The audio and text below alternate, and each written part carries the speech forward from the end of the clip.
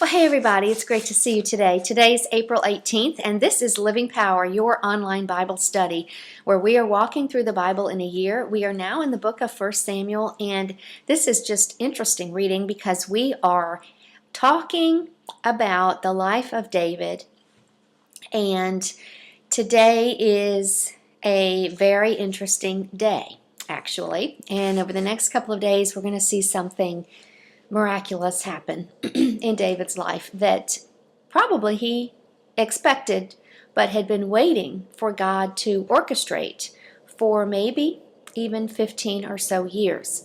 So we have exciting reading in the days ahead. This morning I got up very early and I am taping this in my home, and my family is not up yet. So I'm taping this on Saturday morning.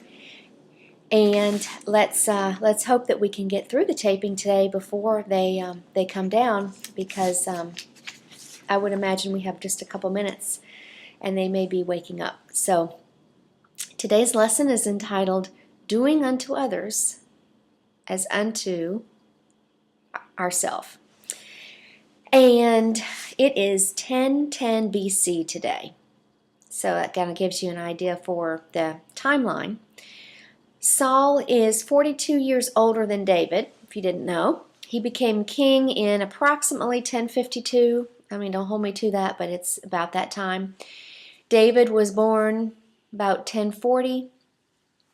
We do know that David, well, I do think that's the case, because the Bible tells us specifically that he was 30 years old, David, when he becomes king. In our reading, he's not king yet, and that was in 1010, so it's going to happen pretty soon.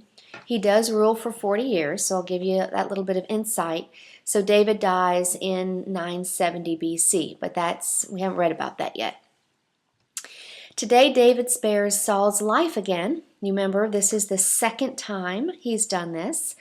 He and another warrior comes into the camp where they're sleeping, and both of them had every opportunity to kill Saul and usurp the throne at that point. But we see in the heart of David a man that just simply is not going to do this. He's going to wait on God to orchestrate the events and put him on the throne in the proper time.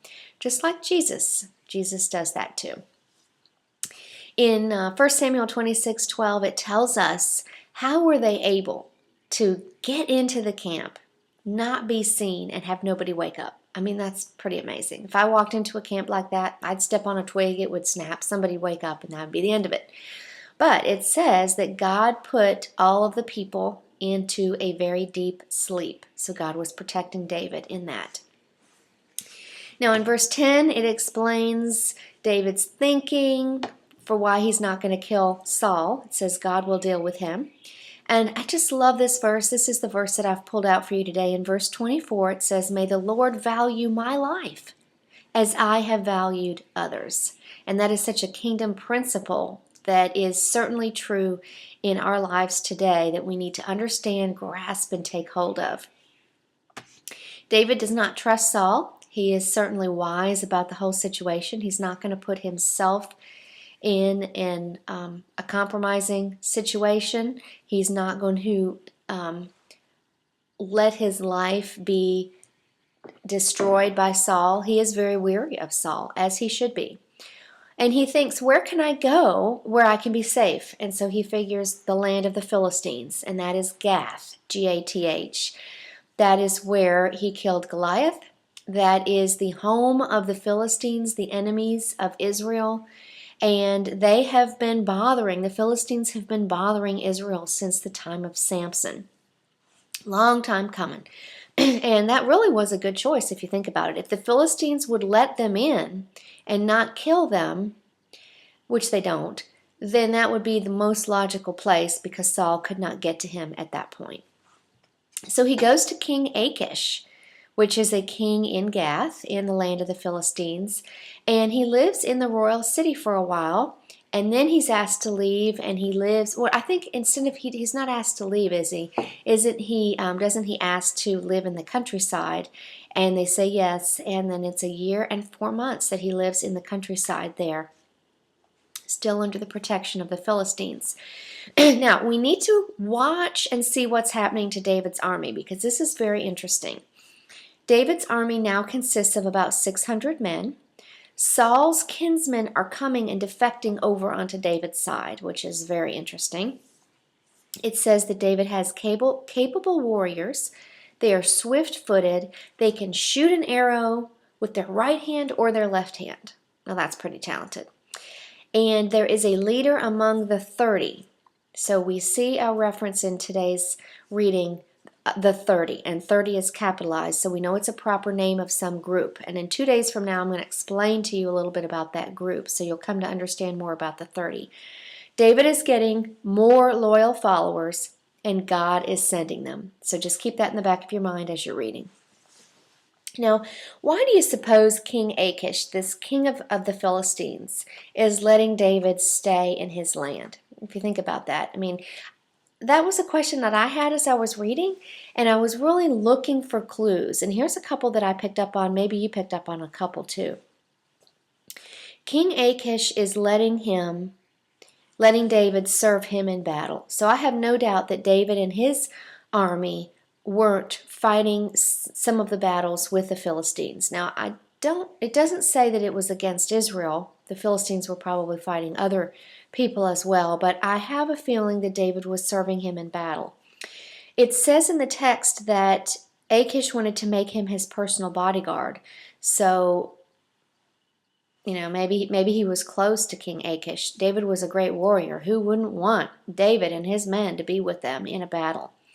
So he was protection. It certainly provided the king with more men to fight, and it says that he trusted David.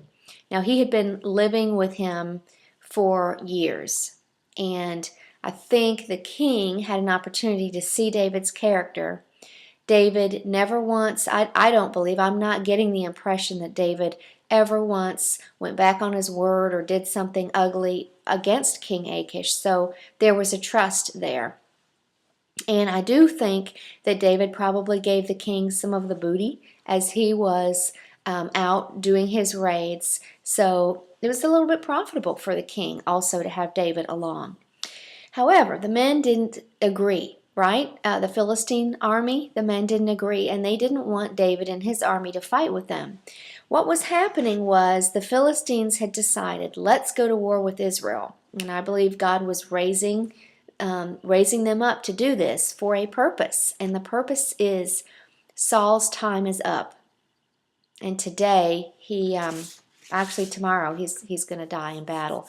But they're being raised up to do this thing.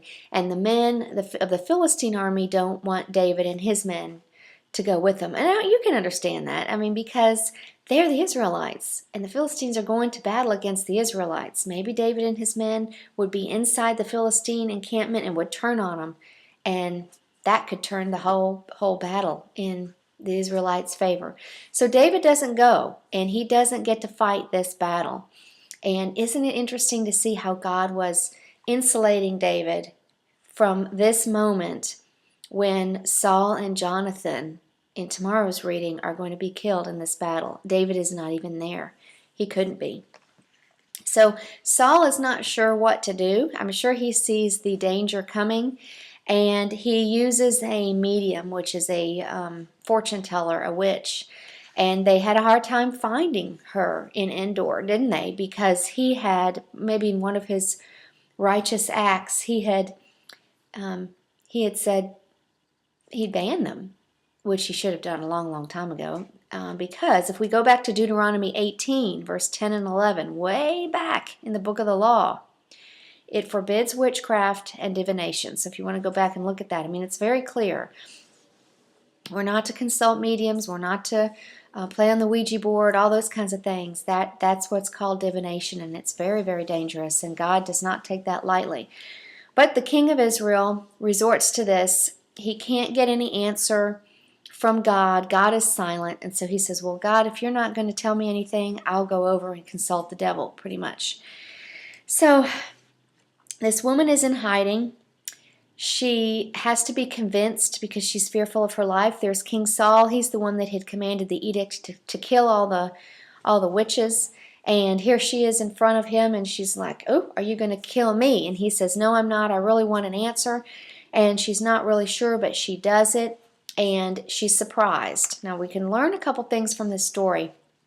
She's surprised when she saw Samuel. That tells me that maybe she really doesn't have this power to raise people from the dead, and this was the first time she'd seen somebody actually come back from the dead. Samuel did actually come back and appear as an apparition. I do believe we can believe that literally, but we have to understand that God is doing it. She's not doing it. She's surprised. God is actually allowing Samuel to wake up and come back, and not in bodily form, but in apparition form, and he's actually communicating, and these are Samuel's thoughts. I do believe this is Samuel. These are his thoughts. And Samuel says something to Saul that he certainly didn't want to hear. You remember what it was?